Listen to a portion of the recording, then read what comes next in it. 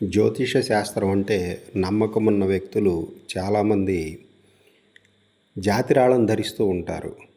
ఈ జాతిరాళ్ళు కొంతకాలం వరకు పనిచేస్తాయి, మంచి ఫలితాన్ని ఇస్తాయి. కానీ అవి కొన్ని కారణాల వల్ల కొంతకాలానికి పనిచేయడం ఆగిపోతాయి. ఎందుకంటే వాటికి నెగిటివ్ ఎనర్జీ తగిలి ఉండవచ్చు, లేదా అంటుముట్టు తగిలి ఉండవచ్చు. అందువలన వాటిని తిరిగి శుద్ధి చేసినట్లయితే అవి మొదట్లో అంటే కొన్నప్పుడు ఏ విధంగా పనిచేసినాయో తిరిగి మళ్ళా అదే విధంగా పనిచేయడానికి బలాన్ని పుంజుకుంటాయి.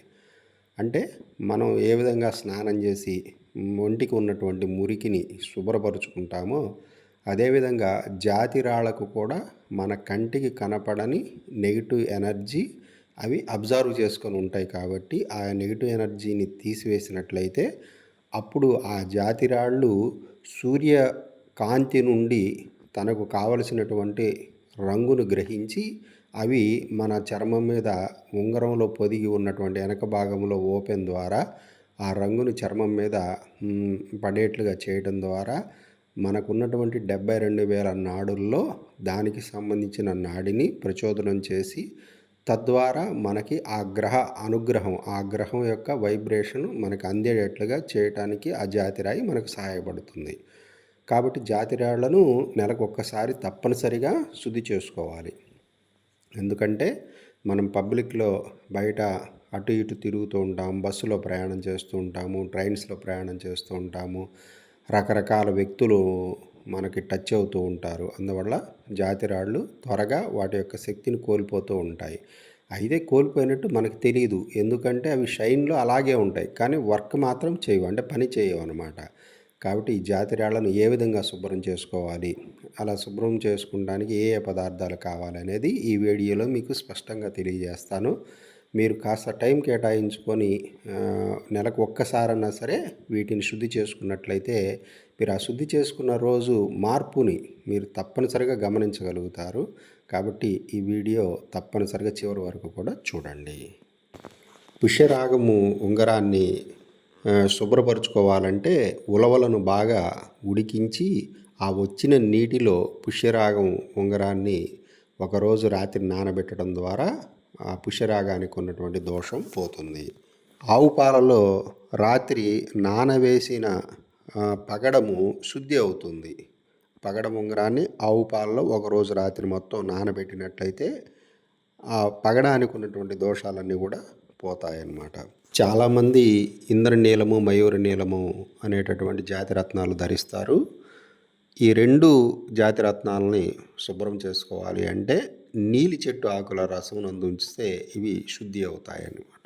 ముత్యం ఉంగరము మగ లేదా ఆడ అనే భేదభావం లేకుండా అందరూ కూడా ధరిస్తూ ఉంటారు. ముత్యాన్ని తప్పనిసరిగా శుద్ధి చేసుకోవాలి. త్వరగా నెగిటివ్ ఎనర్జీని ముత్యము అట్రాక్ట్ చేసుకుంటుంది. కాబట్టి ముత్యాన్ని శుభ్రం చేసుకోవాలంటే తక్కువల రసము తీసుకొని నానబెట్టినట్లయితే ఒకరోజు ముత్యం శుభ్రం అయిపోతుంది. తక్కువలము మార్కెట్లో అమ్ముతారు. వజ్రం, ఒరిజినల్ వజ్రాలని శుభ్రపరచుకోవాలంటే వరి బియ్యము కడిగినప్పుడు వచ్చేటటువంటి నీళ్లను ఒకరోజు రాత్రి మొత్తం అలాగే ఉంచితే అవి పులుస్తాయి. అలా పులిసినటువంటి నీళ్ళల్లో ఈ వజ్రాన్ని మరొక రోజు ఉంచినట్లయితే వజ్రం శుద్ధి అవుతుంది. ఎక్కువ మంది ధరించే రాయి రాహుకి ఇష్టమైనటువంటి గోమేధికం రాయి. మరి ఈ గోమేధికాన్ని ఎలా శుద్ధి చేసుకోవాలంటే మాది ఫల రసాయనంలో ఉంచిన గోమేధికం శుద్ధి అవుతుంది. ఒకరోజు రాత్రి మొత్తం కూడా మాది ఫల రసాయనంలో ఉంచి తర్వాత మంచినీళ్ళతో కడిగేసేసి పెట్టుకోవాలి. వైడూర్యము, దీనిని పిల్లికను రాయి, క్యాట్స్ ఐ అంటారు. ఈ వైడూర్యము కేతుగ్రహానికి సంబంధించింది. ఈ రాయిని శుభ్రం చేసుకోవాలంటే ఎవరు తొక్కని చోట గరికను సేకరించి గరిక రసాన్ని తీసి మరలా మరొక పాత్రలో తాడి దుంపల రసం తీసి ఈ రెండింటిని కలిపి వైడూర్య ఉంగరాన్ని ఈ గరిక రసము తాడి దుంపల రసంలో ముంచినట్లయితే శుద్ధి అవుతుంది. జాతి పచ్చ, ఎమరాళ్ళ పచ్చను శుభ్రం చేసుకోవాలంటే మజ్జిగలో నానబెట్టిన పచ్చ శుద్ధి అవుతుంది. అలాగే మాణిక్యము సూర్యుడికి ఇష్టమైనటువంటి జాతిరాయి. ఈ రాయిని శుభ్రం చేసుకోవడానికి లేదా ఉంగరాన్ని శుభ్రపరచుకోవడానికి నిమ్మ పండ్ల రసంలో నానబెట్టినట్లయితే మాణిక్యం శుద్ధి అవుతుంది. నిమ్మకాయలు పసుపచ్చగా పండినప్పుడు అవి నిమ్మ పండ్లు అంటారు. ఆ నిమ్మ పండ్ల రసంలో నానబెట్టాలి కానీ నిమ్మకాయల రసంలో శుద్ధి చేయకూడదు. నిమ్మ పండ్ల రసంలో నానబెట్టాలి మాణిక్యాన్ని. ఈ విధంగా మనము జాతి రత్నాలు శుభ్రపరచుకోవడం ద్వారా వాటి జీవిత కాలము వరకు కూడా మనకి చక్కటి ప్రతిఫలాన్ని ఇస్తూ ఉంటాయి.